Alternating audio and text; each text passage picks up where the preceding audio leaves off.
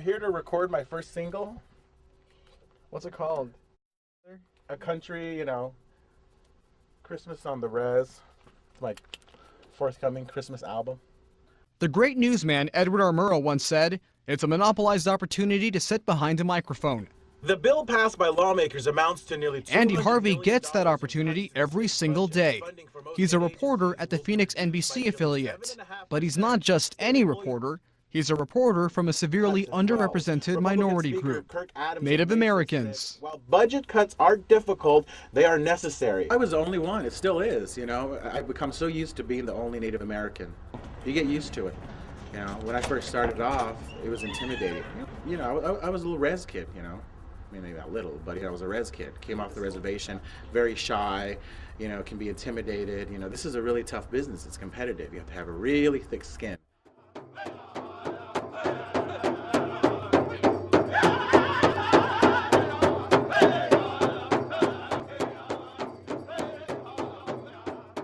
That thick skin would prove necessary for Andy. Without it, he may not have gotten as far as he did.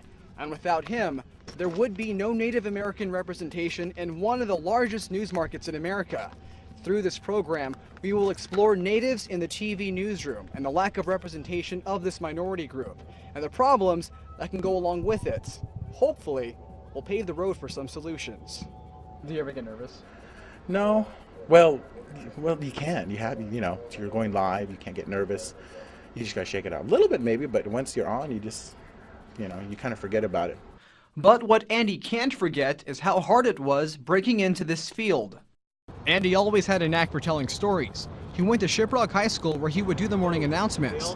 That was what piqued his interest in broadcasting.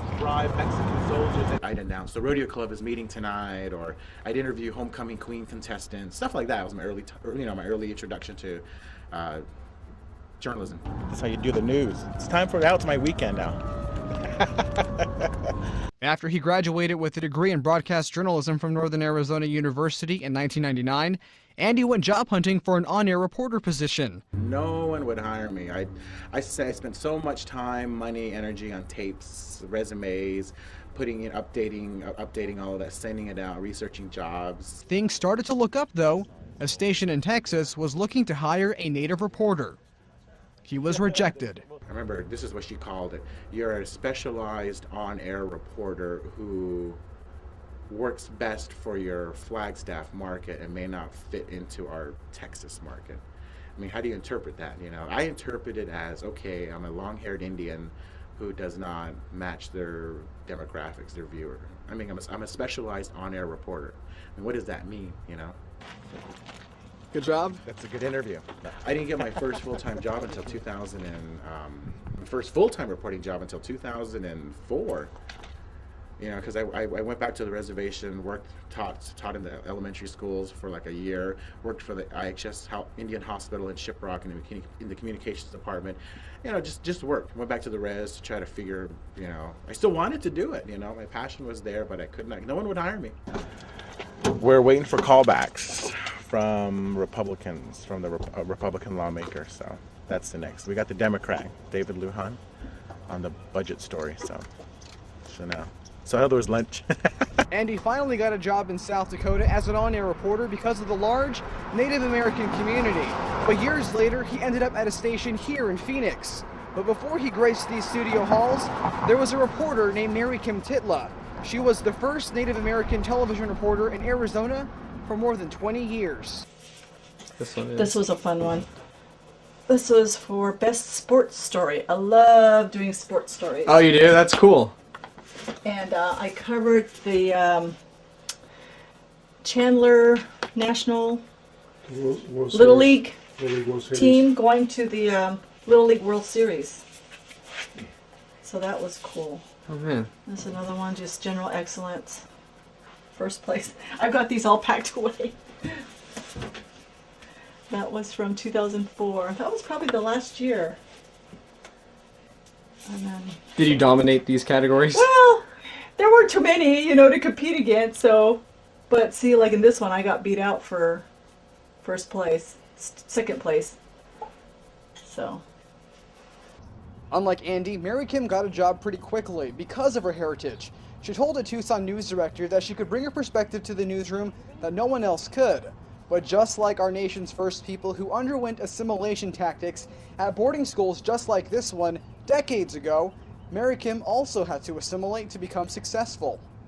I've always been very proud of my culture, and I wanted to reflect that in what I wore, and of course wearing the turquoise jewelry and beaded jewelry and things like that.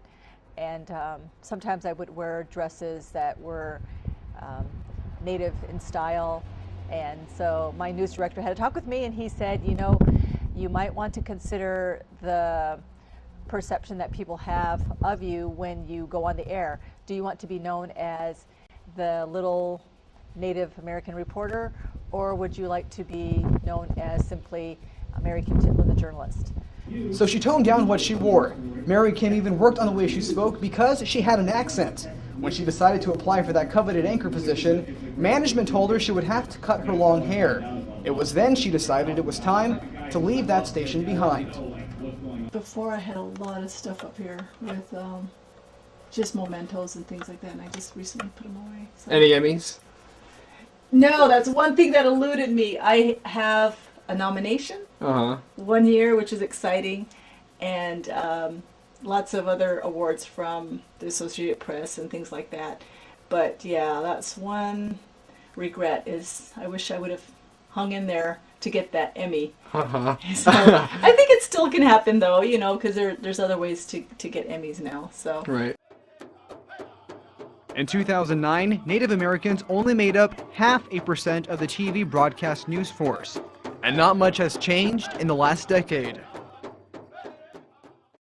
I think duties of media is to let people know about who their neighbors are and what they're like, and you try to build a sense of community.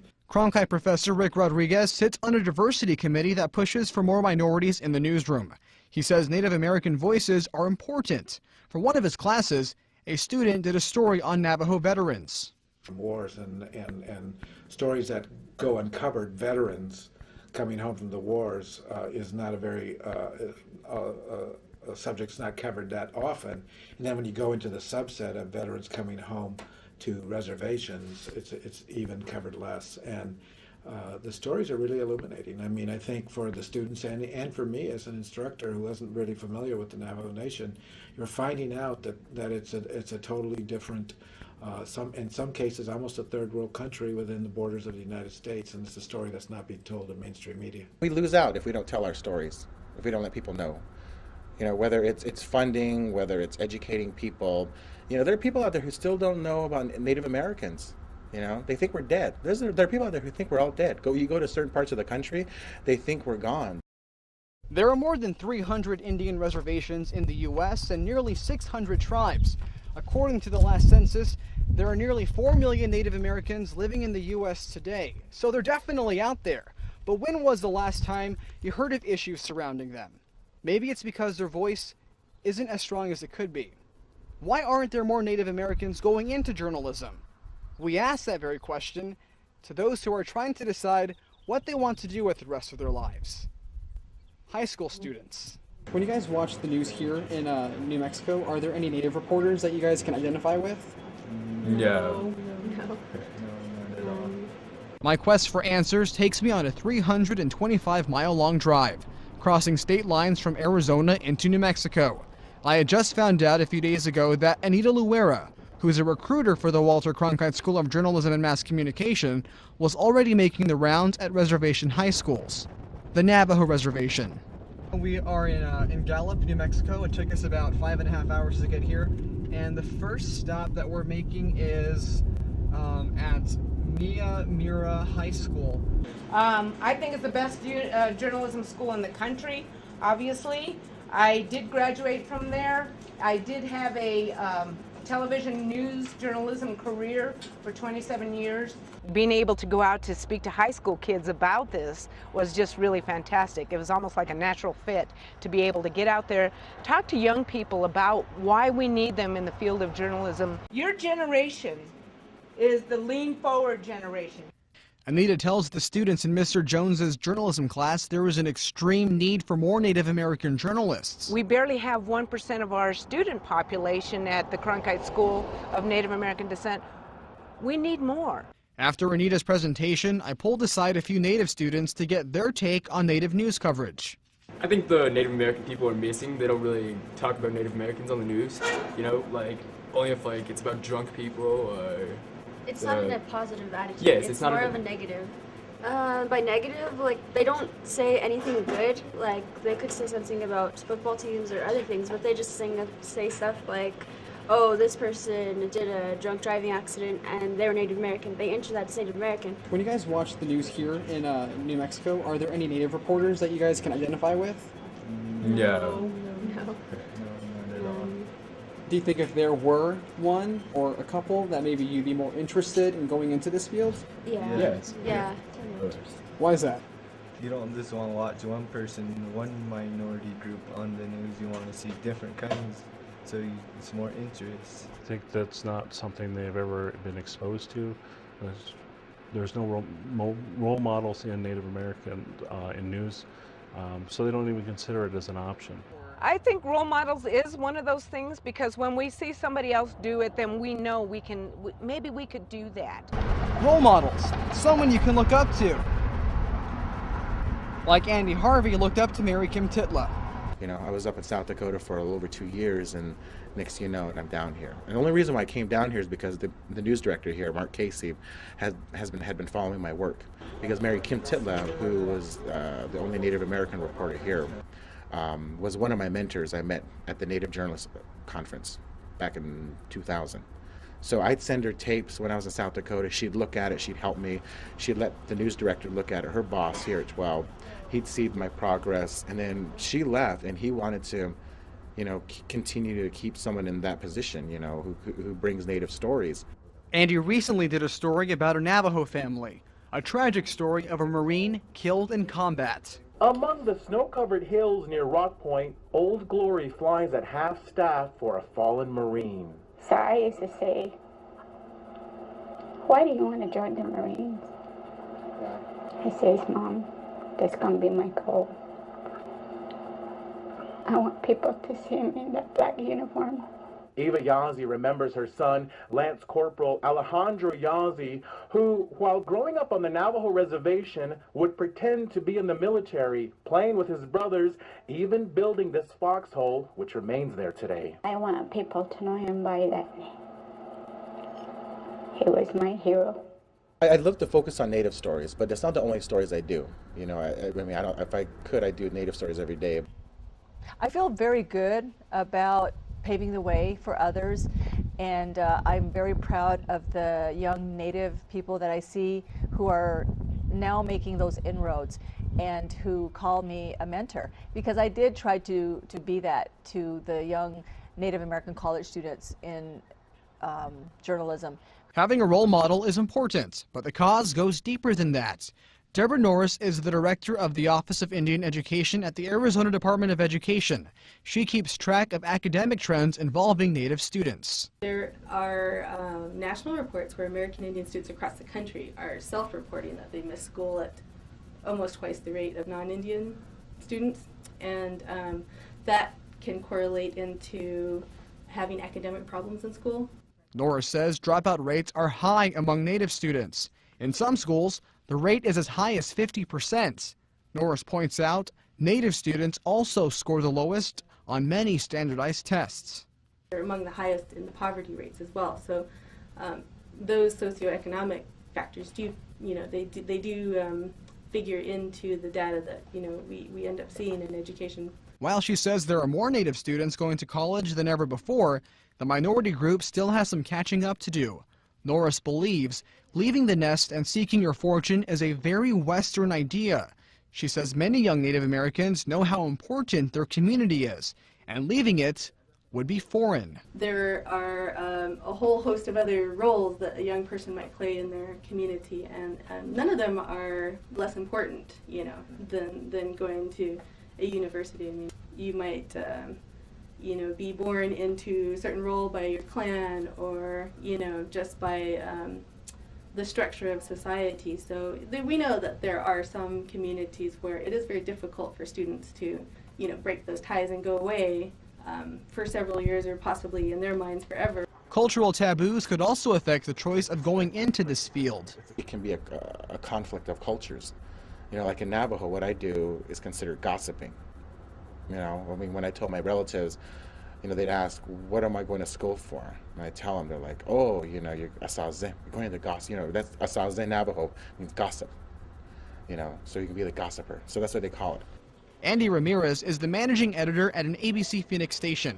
He's been in the business long enough to see the color change in the newsroom, from being predominantly white to more diverse. So I think we're really on the cusp right now. I think people are starting to get how important it is. There's organizations like NABJ, NAHJ, National Association of Black Journalists, NAHJ, National Association of Hispanic Journalists, the Asian Journalists Association, the Gay and Lesbian Journalists Association. So there's all these different groups that are now coming together. But Ramirez says representation of minorities is still a work in progress, and we're nowhere near where we need to be. Some say minorities will never fully be represented, like Rick Rodriguez. Particularly now with the newspaper industry, with the television and radio industry in cutback mode because of financing, diversity has actually taken a backseat. So I actually think in the next 5 years we'll probably have taken a couple of steps back after we had only taken baby steps forward. While that could be hard to hear, Anita keeps on trucking, traveling to schools and recruiting. We're going to Gallup High School right now to talk to more Native American high school students who are possibly looking into going into journalism as a career. I made a lot of contact to a lot of high schools and looking for high schools with heavy Native American student population. I'm going through 9 high schools in 5 days, and it's quite a challenge. The last class that she presented in was full of students, but this one, not so much. And these students didn't want to be here. Well, you have a mix of both. It's one ear out the next, but then you have students that you make that eye contact and you can see, hey, there's something that maybe I've sparked a little bit more understanding about what a journalist does. While some experts like Rick Rodriguez say that we've actually taken a step backwards, others like Deborah Norris say we shouldn't let things like that keep us from walking in the footsteps of those before us. The research says as long as the student has that one person there who's cheering them on and says, I believe in you and I know you can do this, they tend to be encouraged to take the next steps. So after a successful career, why did Mary Kim decide to leave the business? Sometimes people come to a point in their life where they feel that, they've been there, done that. And if your job gets to a point where you're not waking up in the morning and anxious and happy to go to work, then it is probably time to move on. And for me, I had reached that point. She then tried running for Congress. Hi, I'm Mary Kim Titla. Welcome to my website. I hope this will be one of many visits for you because I believe a campaign should develop a relationship with the people, and it should provide an opportunity for all to participate in what is turning into a historic campaign. However, she was unsuccessful.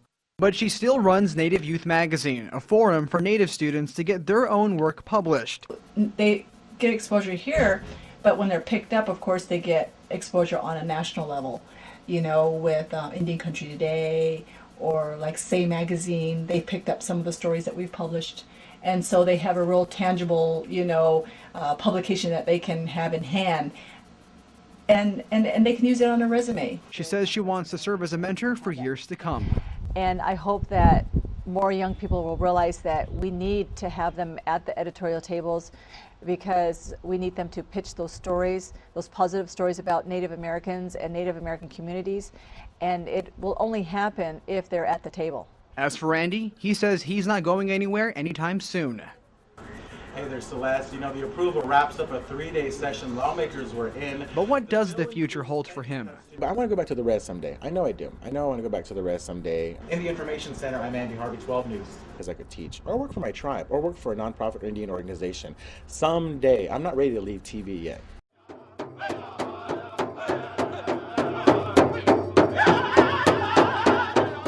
We've learned learned why it's so important to have many different voices in the TV newsroom, especially when it comes to Native Americans. We've learned why that representation is so important to get those stories told that would otherwise go uncovered. Yes, there are challenges, but it's time for the Native voices to get louder. It's time for them to be heard.